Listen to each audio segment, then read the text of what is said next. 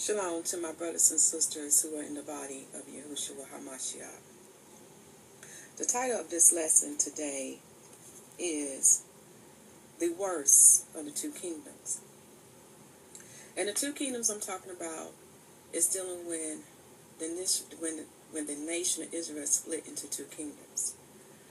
But before I can go into the lesson, I have to give you a brief summary of the history of the nation of Israel. Because there's been a great misunderstanding of who made up the southern kingdom. The house of Judah was made of four groups of people. They are the tribe of Judah, tribe of Benjamin, tribe of Levi, and the remnant of the northern kingdom. So all 12 tribes was present in the land of Israel, even during the time of Yahushua HaMashyah. And if you read the books of the Kings and 2nd Chronicles, and even the book of Luke, you would come to realize that there was still a representation of all 12 tribes in the land of Israel during the time of Christ. So the best way to look at this situation is that the northern kingdom home base was Samaria, and the southern kingdom home base was Jerusalem. Now we know the history of Samaria because we know the tribe of Ephraim was the leading tribe of that kingdom. But they was cast away into the Assyrian captivity, and they had went to the land of Ashtoreth, and they are known as the 10 lost tribes today. Now for the southern kingdom, that was the kingdom that was left. And they were severely punished for what they did to Yahushua HaMashyah. But I'm going to read out loud these verses here because I want you to go back and do a further study so you can understand who made up the southern kingdom. Go to 1 Kings chapter 12, verse 23. 2nd Chronicles chapter 10, verse 17. Chapter 11, verse 3, verse 13 through 17. 2nd Chronicles chapter 30, verse 1 through 12.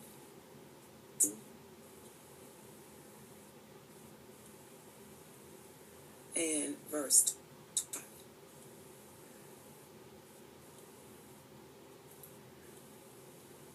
With me. Luke chapter 2, verse 36. 1 Chronicles chapter 9, verse 3. The precept is Nehemiah chapter 11, verse 1.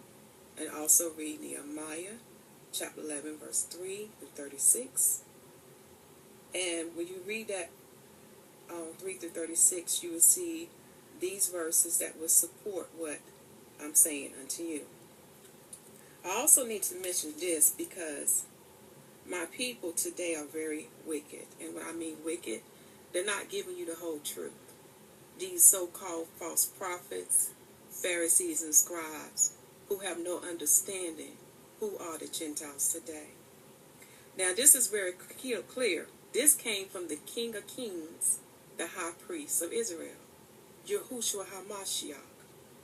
When you read Luke chapter 10, verse 25 through verse 25 through 37, you will begin to realize that the Samaritans are our neighbors too. Now, if you know the history of the Samaritans, they are actually Gentiles. And the Samaritans has a history of claiming to be Israelites by blood, but they're actually not. This is why when you read the book of John, chapter 4, why the woman claimed the inheritance or being a descendant of Jacob. Also read Ben Sirah, which is also known as the Ecclesiastical, and the Apocrypha, chapter 50, verse 25 to 26. Now, the book of Josephus will definitely confirm this. When you go to the book of Josephus, Antiquities, chapter 12.5.5, and read from 257 to 264. Read from 257 to 264. And it would definitely prove that the Samaritans have a history of claiming to be Israelites. But when things got hot, when Antiochus came on the scene, they claimed inheritance. They claimed their true bloodline. They claimed to be Gentiles. It's also for further readings. You can read Deuteronomy. I said read the whole chapter 32, because you would see the nation who is not called by his name will worship him. And that's because of what the Israelites was doing. We know the history of Israel. They was heavily deep into idolatry. They served other gods. So the Most High allowed it to come in.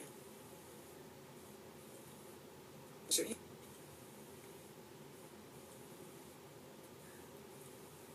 No, there's some technical difficulties here.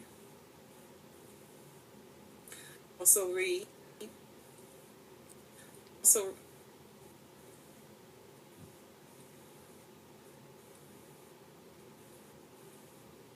I'm just going to read.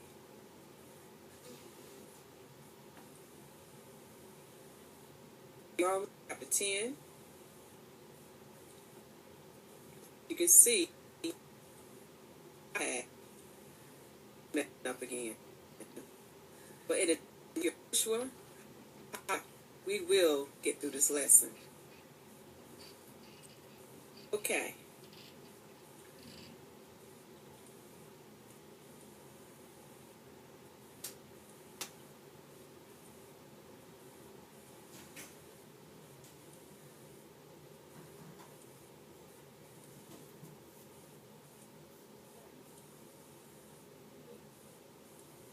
So let it just go through what it do. Okay. Right.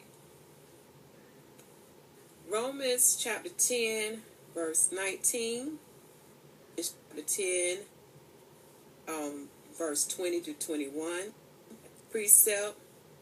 Romans chapter 10, verse 21. Isaiah 65, verse 1 through 2. All right. So let's start with our lesson. And that is the book of Ezekiel chapter 23. I'm going to see if this iPad will act right so you can see the scriptures. Now this lesson of this chapter is quite long, but I'm asking you to have patience with me, because when I read this chapter, I began to have more understanding on why my people today, who are still in idolatry, heavily into idolatry, even the ones who call themselves awakened, they are still repeating what our ancestors did. And I know what they would say. Well, we had it first. You can see it in our history. And they're right. They had it. But it didn't come from the Most High. It came from the other nation. Because Israel wanted to be like everybody else. They would worship other gods and heavily into idolatry.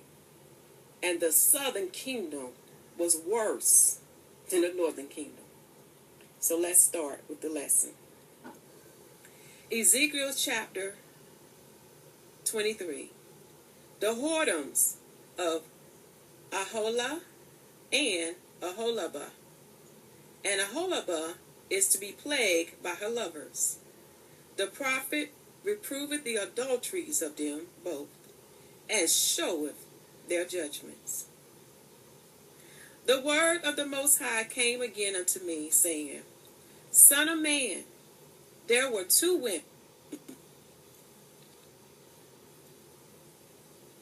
the daughters of one mother, and they committed whoredoms in Egypt. They committed whoredom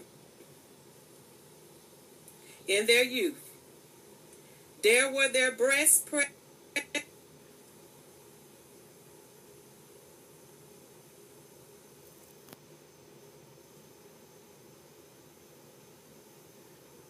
There were their breasts pressed.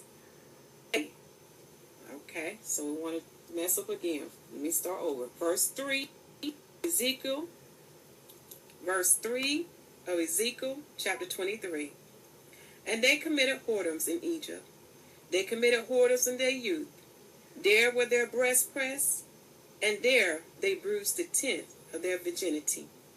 And the name of them was Aholah, the elder, and Aholibah, her sister. And they were mine, and they bare sons and daughters. Thus were their names.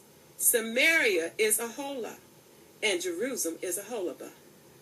And Aholah played a harlot when she was mine, and she dart on her lovers, on the Assyrians her neighbors.